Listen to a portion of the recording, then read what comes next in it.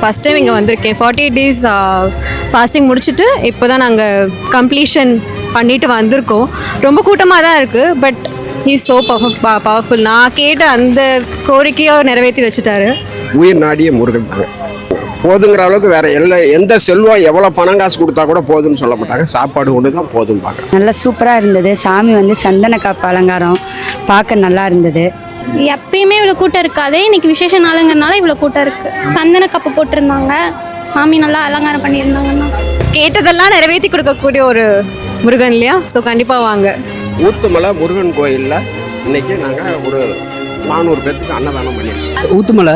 ஊத்துமலை எல்லாருக்குமே தெரிஞ்ச ஒரு கோவில். சேலத்தில் மிகப்பெரிய ஒரு கோவில் தான். எல்லாரும் வந்து தரிசனம் பண்ண வருவாங்க.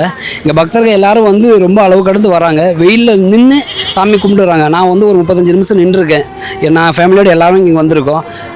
எல்லாமே சிறப்பாக இருக்குது. தரிசனம் நல்லா இருக்குது. ஆனால் அவங்க ஒரு பந்தல்லாம் போட்டு அரேஞ்ச் பண்ணால் இன்னும் கொஞ்சம் நல்லா இருக்கும். வெயில் ரொம்ப அதிகமாக இருக்கிறனால போட்டால் இன்னும் நிறைய பேர் வருவாங்க.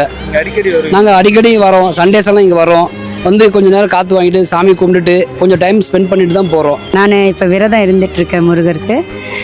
இன்றைக்கி தான் விரதம் முடிஞ்சு நான் சாமி கும்பிட்டேன். கண்டிப்பாக நம்பிக்கையோடு கும்பிட்டா நல்லா. இங்கே வாங்க, சாமி கும்பிடுங்க. கண்டிப்பாக முருகர் சக்தி வாய்ந்தது.